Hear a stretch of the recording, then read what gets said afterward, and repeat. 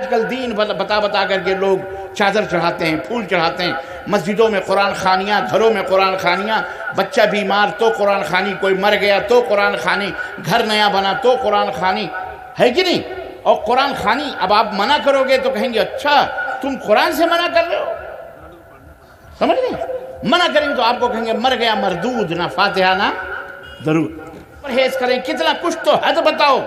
اللہ کے نبی نے فرمایا فَاتَّقُوا اللَّهَ مَا اسْتَطَعْتُمْ، طاقت بھر اللہ سے ڈرو، پرہیز طاقت بھر کرو، جتنی طاقت ہے اتنی طاقت بھر پرہیز کرو، جہاں طاقت ختم وہاں اللہ تمہیں معاف کر دے گا۔ ایک خاتون نبی کی خدمت میں پہنچی، کہنے لگی اللہ کے نبی یہ پیٹ میں جو میرے بچہ ہے یہ میری بدکاری کی وجہ سے ہے، میری غلطی کی وجہ سے، میں نے زنا کیا ہے، طہرنی یا رسول اللہ، مجھے پاک و صاف کر دیجئے، مجھے اللہ سے ڈر لگتا ہے، مجھے شرم آتی ہے کہ میں اللہ کے دربار میں یہ پیٹ لے کر کے جاؤں، میں یہ گناہ کر چکی ہوں، اے اللہ کے نبی مجھے پاک کر دیجئے۔ اللہ کے رسول صلی اللہ علیہ وسلم نے نظریں نیچی فرمائیں اور آپ نے فرمایا کہ جرم تم نے کیا ہے، اس بچے نے نہیں کیا ہے جو بچہ تمہارے پیٹ میں پل رہا ہے، جاؤ جب وہ بچہ پیدا ہو جائے گا تب آنا۔ اللہ اس اسلام کی سپود بیٹی کو میرے عزیزوں میرے دوستوں کس چیز نے، اگر وہ بچے کو جنم بھی دیتی کس کو پتا تھا کیا تھا اس نے کیا کرا کیا نہیں کرا ہے؟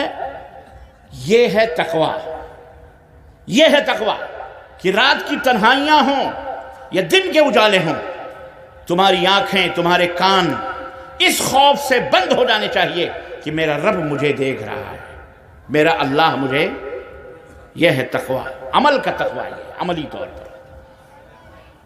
دیگر گناہوں سے بچنے کا تقوی یہ ہے، پرہیزگار بنو، ورنہ ان گناہوں کی سزا تو ملے گی، چاہے یہاں ملے چاہے مرنے کے بعد، اللہ کی مرضی ہے۔ لیکن میں نے بتایا سب سے بڑا گناہ، ان گناہوں میں سب سے بڑا گناہ شرک باللہ ہے، جو بغیر توبہ کے معاف نہیں ہوگا، اور اگر بغیر توبہ کے مر گئے تو اس کا ٹھکانہ کیا ہوگا؟ ہمیشہ ہمیشہ کے لیے جہنم ہے۔ وہ نماز روزے حج زکوٰۃ سب۔ اللہ کے رسول صلی اللہ علیہ وسلم کے سامنے وہ خاتون، کیا تربیت تھی نبی صلی اللہ علیہ وسلم کی، کیا تعلیم تھی اللہ کے نبی کی، کہ جرم کرتے ہیں نبی کی خدمت میں حاضر ہوتے ہیں، اقرار کرتے ہیں کہ اللہ کے نبی مجھے پاک کر دیں۔ اللہ کے نبی نے کہا جاؤ بچہ پیدا ہو جائے گا تب آنا۔ کچھ دنوں کے بعد بچہ پیدا ہوا، بچے کو لے کے حاضر ہوئیں، اللہ کے نبی مجھے نیند نہیں آ رہی، چین نہیں آ رہا ہے، بے قراری ہے، یہ بچہ پیدا ہو گیا، اب تو مجھے پاک کر دیجئے، جو سزا ہے اسلام کی وہ دلوائیے۔ نبی صلی اللہ علیہ وسلم نے فرمایا جاؤ ابھی اس بچے کو دودھ پلاؤ، جب تک یہ روٹی نہ کھانے لگے تب تک اسے میرے سامنے نہیں آنا۔ خاتون گئیں، بچے کو پالا پوسا، جلدی جلدی 5-6 مہینے میں روٹی 4 مہینے کا لفظ آتا ہے، 4 مہینے میں ہی روٹی کا ٹکڑا ہاتھ میں پکڑا کر نبی کی خدمت میں آئیں، کہنے اللہ کے نبی اب تو یہ روٹی بھی کھانے لگا، اب تو مجھے پاک حکم دیجئے کہ میرے اوپر حد قائم کی جائے، جو جرم ہم نے کیا اس کی سزا اسلام کے اندر جو مقرر قائم کی جائے۔ تب اللہ کے رسول صلی اللہ علیہ وسلم نے حکم دیا کہ جاؤ انہیں پتھروں سے مار کر کے انہیں ہلاک۔ اللہ اکبر، یہ تربیت تھی تقوی کی جو اللہ کے نبی صلی اللہ علیہ وسلم نے۔ ایک صحابی کا بیان ہے کہ جب ہم اسے پتھر مار رہے تھے اس کے خون کی چھینٹیں ہمارے اوپر آئیں، اور کسی نے کہا کہ بدکار عورت نے اس کی چھینٹ سے ہم ناپاک ہو گئے، یا اس طرح کے کچھ جملے انہوں نے کہے۔ نبی صلی اللہ علیہ وسلم تک اس کی خبر پہنچی، نبی کائنات نے کہا لوگو تم کیا سمجھتے ہو اس عورت کو؟ اس عورت نے اتنے سچے دل سے توبہ کیا ہے کہ کائنات کے رب کی قسم ہے اگر اس کی توبہ کو اہل مدینہ کے گنہگاروں پر بانٹ دیا جائے تو سارے کے سارے لوگوں کے گناہ معاف ہو جائیں گے۔ یہ ہے تقوی، یہ ہے تقوی میرے عزیزوں۔ بڑی مثالیں ہیں بہرحال۔ تو آج کے اس محاضرے لیکچر سے جو بات آپ کی سمجھ میں آئی وہ ایمان کیا ہے، ایمان کے ساتھ ساتھ شرک سے بچنا، پرہیزگار بننا یہ ضروری۔ ایک اور بات، آخری بات تاکہ بات مکمل ہو جائے۔ شرک توحید کے ساتھ اس کی اپوزٹ ہے رات اور دن، الٹا ہے، رات کا الٹا دن، دن کا الٹا رات۔ دوسری اہم بات یہ ہے کہ آپ کے عمل سنت رسول صلی اللہ علیہ وسلم کے مطابق ہوں، ان میں بدعات کی آمیزش نہ ہو۔ اب آپ کہو گے یہ کون سا مسئلہ مولوی صاحب بتا رہے ہیں؟ دیکھو، ایک ہے سنت، سنت مطلب طریقہ، کس کا طریقہ؟ بولو، رسول اللہ صلی اللہ علیہ وسلم کا طریقہ، نبی کریم صلی اللہ علیہ وسلم کا طریقہ، یہی ہمیں نجات اور ہمیں کامیابی کے راہوں پہ لے جا سکتا ہے۔ اس کے علاوہ کسی اور کا طریقہ ہمارے لیے قابل حجت، قابل دلیل، یا وہ نمونہ یا قدوہ یا آئیڈیل ہمارے لیے کسی کا عمل نہیں ہو سکتا ہے۔ نبی صلی اللہ علیہ وسلم، آپ کے صحابہ نے جس طرح نبی کو دیکھ کر کے عمل کیا ہے، جس طرح قرآن و سنت کو انہوں نے سمجھایا عمل کیا ہے، وہی طریقہ ہمیں اپنانا ہے، اسی کو سنت کہا جاتا ہے، اور جو اس کے اپوزٹ ہے اس کو بدعت کہا جاتا ہے۔ بدعت کا مطلب ہوتا ہے دین کے اندر، سنو غور سے، دین کے اندر کسی نئی بات کا اضافہ کرنا اس نیت سے کہ اس میں اجر و ثواب ہے، یہ خیر ہے، اس یہ بھلائی ہے، یہ بہت بڑا گناہ ہے، یہ بھی بڑے گناہوں میں بڑا گناہ ہے، اسی کو بدعت کہا جاتا ہے۔ اس کو کیا کہا جاتا ہے؟ بدعت، نئی چیزیں بھی دین کے اندر۔ اب کوئی آپ سے کہے اچھا تو پھر یہ مائک میں تقریر کرنا بھی بدعت دین؟ بعض لوگ آپ کو الٹی گنگا بہاتے بہلاتے، کہتے ہیں اپنے من سے تعریف مولوی کرتا ہے، کیا ہر نئی چیز کو بدعت کہتے ہیں؟ ہر نئی چیز کو بدعت نہیں کہتے۔ دین کے اندر کسی نئی بات کو ایجاد کرنا کس نیت سے، کیا سمجھ کر؟ بولو، ثواب سمجھ کر کرنا، خیر سمجھ کر کرنا کہ اللہ تعالیٰ اس کے اوپر اجر دے گا، ثواب دے گا، یہ کیا ہے؟ بولو، بدعت ہے۔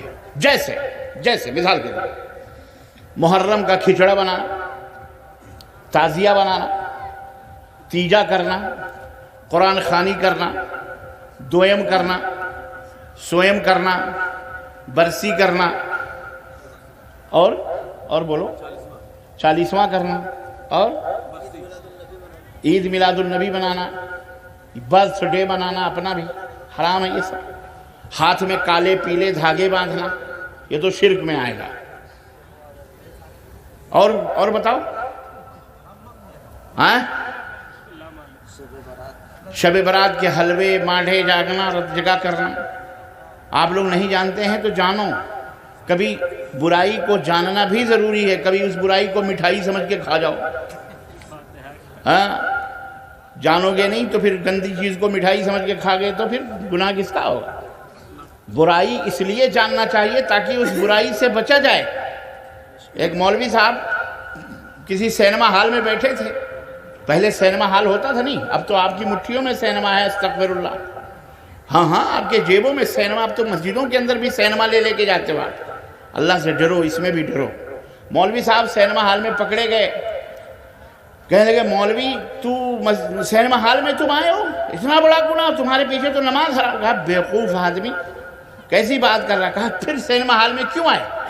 کہا نالائق، تو کیوں آیا؟ کہا ہم تو دیکھنے آئے۔ تو بولے میں اس لیے آیا ہوں، دیکھوں گا نہیں تو یہ برائی تجھے بتاؤں گا کیسے کہ یہ بری ہے، تو میں اس لیے آیا۔ تو ایسے بھی لوگ ہوتے ہیں بہرحال۔ تو یہ بدعت کو بھی جاننا ضروری ہے، شرک کو بھی جاننا ضروری ہے تاکہ اس سے بچا جائے، تاکہ اپنے بچوں کو اس سے بچایا جائے۔ کوئی آپ کو بیوقوف بنا کر، الو بنا کر، دین بتا کر، جیسے آج کل دین بتا کر کے لوگ چادر چڑھاتے ہیں، پھول چڑھاتے ہیں، مسجدوں میں قرآن خوانیاں، گھروں میں قرآن خوانیاں، بچہ بیمار تو قرآن خوانی، کوئی مر گیا تو قرآن خوانی، گھر نیا بنا تو قرآن خوانی، ہے کہ نہیں؟ اور قرآن خوانی اب آپ منع کرو گے تو کہیں گے اچھا تم قرآن سے منع کر رہے ہو، سمجھ نہیں؟ منع کریں گے تو آپ کو کہیں گے مر گیا مردود، نہ فاتحہ نہ درود، اس طرح کے آپ کو تانے دے کے لوگوں کو بھٹکائیں گے۔ تو آپ کو جاننا ضروری ہے کہ یہ بدعت ہے، وَكُلُّ بِدْعَةٍ ضَلَالَةٍ، ہر بدعت گمراہی ہے، وَكُلُّ ضَلَالَةٍ فِي النَّارِ، اور ہر گمراہی جہنم میں لے جانے والی ہے۔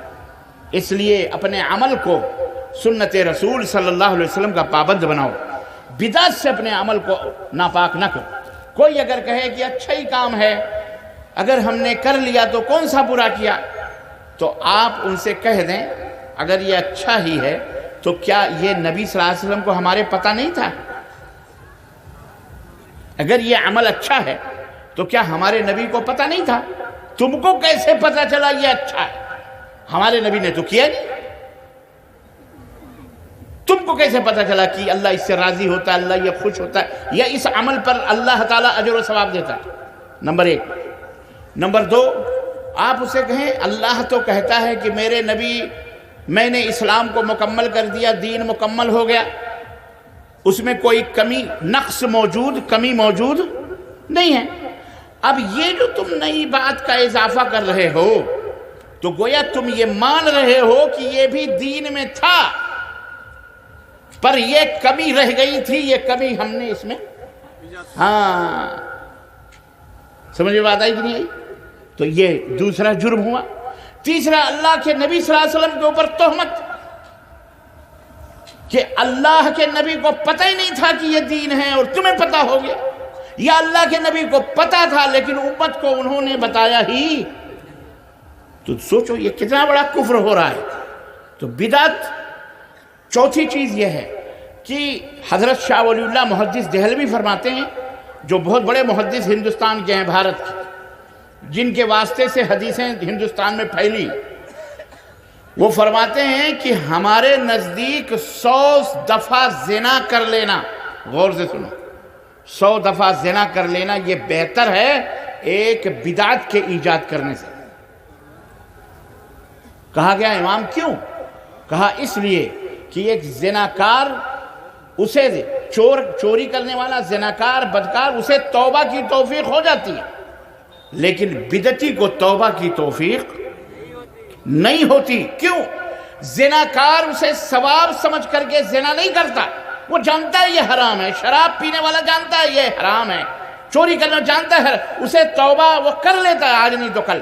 یہ جو بدعتی ہوتا ہے یہ اسے دین سمجھ کے کرتا ہے، اس لیے یہ کبھی توبہ نہیں کرتا، حجت کرتا ہے، بحث کرتا ہے، لڑتا ہے۔ اس لیے یہ بڑا گناہ ہے، یہ بھی بڑے گناہ ہے۔ تو بدعت سے اپنے اعمال کو پاک و صاف کرو۔ شادی بیاہ ہو یا مسجدیں بنانا، مسجدوں میں یا دین میں، نماز میں، کہیں بھی اذانوں میں، جیسے اب اذان سے پہلے بہت ساری جگہوں پر الصلاۃ والسلام علیک یا رسول اللہ، بہت سارے پڑھتے، کہتے جی یہ تو اچھی چیز ہے۔ ارے اچھی چیز تھی تو میرے نبی نے کیوں نہیں بتائی بھائی؟ تجھے کیسے معلوم ہو یہ اچھی ہے؟ سمجھ میں بات آئی؟ اس لیے یہ بدعت ہے، اور ہر بدعت، کوئی بدعت حسنہ نہیں ہوتی، ہر بدعت گمراہی ہے، اور ہر گمراہی جہنم میں لے جانے والی۔ تو یہ شرک اور بدعت، یہ دو خطرناک قسم کے کینسر ہیں جو آج 80%، 70-80%، 70% شرک ملوث ہیں اور 80% تو بدعت کے اندر ملوث ہیں۔ مسلمان وہ انڈیا کے ہوں، بنگلہ دیش کے ہوں کہ پاکستان کے ہوں، ملوث ہیں۔ اللہ انہیں ہدایت عطا فرمائے، اللہ انہیں سمجھ عطا فرمائے، اللہ ان کے مولویوں کو، مفتیوں کو سمجھ عطا فرمائے، اللہ تعالیٰ ان کی تمام ان کے جتنے بڑے سے بڑے ہیں سب کو اللہ سمجھ عطا فرمائے، اور اللہ انہیں ہدایت عطا فرمائے۔ اللہ سب کو کتاب اللہ اور سنت رسول پہ چلنے والا بنائے، اور اللہ ہمیں اپنے ایمان میں تقوی، پرہیزگاری، پس سمجھے کہ نہیں سمجھے پرہیز کا مطلب؟ بولو سمجھے کہ نہیں سمجھے؟ آج کے بعد انشاءاللہ شرک کے قریب جاؤ گے، بدعات کے قریب جاؤ گے؟ اللہ ہم توبہ کرتے ہیں شرک سے بھی، اللہ ہم توبہ کرتے ہیں بدعات سے بھی، اللہ ہم توبہ کرتے ہیں تمام خطاؤں اور گناہوں سے بھی۔ اے اللہ ہم سب کے خطاؤں اور گناہوں کو معاف فرما دے مولا۔ اے اللہ ہمیں جنت الفردوس میں اپنے نبی کی شفاعت عطا فرما مولا، اپنے نبی کے جھنڈے کے نیچے کھڑے ہونے کی توفیق عطا فرما مولا۔ اے اللہ ہمیں اپنے نبی کے ہاتھوں سے کوثر کے پیالے عطا فرما مولا، آب کوثر عطا فرما مولا۔ اے اللہ ہمیں اپنے نبی کے جھرمٹ میں رہنے کی توفیق عطا فرما، صحابہ کے ساتھ رہنے کی، اپنے امام حضرت محمد الرسول اللہ صلی اللہ علیہ وسلم کے ساتھ رہنے کی توفیق عطا فرما۔ اے اللہ ہمیں جو بیمار ہیں انہیں شفا یابی عطا فرما، ہمیں ہماری مائیں، بہنیں، بیٹے، بیٹیاں، ہمارے بچے، نوجوان، بوڑھے، جتنے بھی بیمار ہیں اللہ سب کو شفائے کامل عاجل عطا فرما۔ اے اللہ ہم میں جو ضرورت مند ہیں ان کی جائز ضرورتوں کو پوری فرما دے مولا۔ اے اللہ جو قرض دار ہیں اللہ ان کے قرضوں کو غیب سے پوری فرما دے مولا۔ اے اللہ جو انتقال کر چکے انہیں کروٹ کروٹ جنت نصیب فرما مولا۔ اے اللہ تو اس وقت آسمان دنیا پہ نزول فرمایا، فرما کر کے پوری دنیا کو یہ آواز دے رہا ہے کہ بار الہ ہے کوئی مانگنے والا جسے میں عطا کروں، ہے کوئی معافی چاہنے والا جسے معاف کر دوں۔ اے اللہ ہم سب اپنے چھوٹے بڑے ظاہری باطنی اندرونی تمام گناہوں سے ہم اے اللہ تجھ سے توبہ کرتے ہیں۔ اے اللہ ہمارے گناہوں کو معاف فرما دے مولا۔ اے اللہ ہمارے ماں باپ کی گردنوں کو جہنم سے آزاد فرما دے مولا۔ اے اللہ ہماری گردنوں کو جہنم سے آزاد فرما دے۔ اے اللہ ہمارے بیوی بچے آل اولاد اعزا خارج دوست احباب کی گردنوں کو جہنم سے آزاد فرما دے۔ ہمارے اساتذہ، ہمارے علماء دعات، ہمارے مشائخ، اللہ ان کی گردنوں کو جہنم سے آزاد فرما دے مولا۔ اے اللہ رمضان المبارک کا مبارک مہینہ دروازے پہ دستک دے رہا ہے، بار الہ ہمیں اس کا استقبال کرنے کی، اس عظیم الشان مہمان کو ویلکم کہنے کی، اس کا سواگت کرنے کی اللہ ہم کو توفیق عطا فرما مولا۔ اے اللہ اس ماہ مبارک کی تمام خیرات اور برکات سے ہمارے دامنوں کو بھر دے مولا۔ اے اللہ ہم سب کو روزہ رکھنے کی توفیق عطا فرما۔ اے اللہ ہم سب کو، ہمارے چھوٹے بڑے بچے بوڑھے جوان، اے اللہ سب کو روزہ رکھنے کی توفیق عطا فرما مولا۔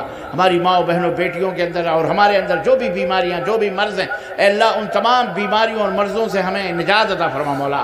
اے اللہ ہمیں دنیا کی تمام بلاؤں مصیبتوں پریشانیوں دکھوں دردوں سے اے اللہ ہم سب کو نجات عطا فرما مولا۔ اے اللہ ہمارے دلوں ہماری زندگیوں میں خوشیاں عطا فرما مولا۔ اے اللہ ہمارے شہر، ہمارے محلے، ہمارے قریے، ہماری بستیاں، ہمارے ملک کو امن و شانتی کا گہوارہ بنا دے مولا۔ اے اللہ امن و راحت عطا فرما مولا۔ اے اللہ جنہوں نے یہ مجلس برپا کی ہے، اے اللہ جنہوں نے یہ محنت کی ہے، اللہ جو حاضرین ہیں حاضرات ہیں، ہمارے بھائی بہن جتنے بھی ہیں، اللہ سب تیرے دربار میں اللہ دعا کی درخواست ہے، اللہ تعالیٰ ان کے گناہوں کو معاف فرما دے مولا، ان سب کو جنت میں جگہ عطا فرما مولا۔ اے اللہ ہم سب کے خطاؤں کو معاف فرما دے مولا، آمین یا رب العالمین۔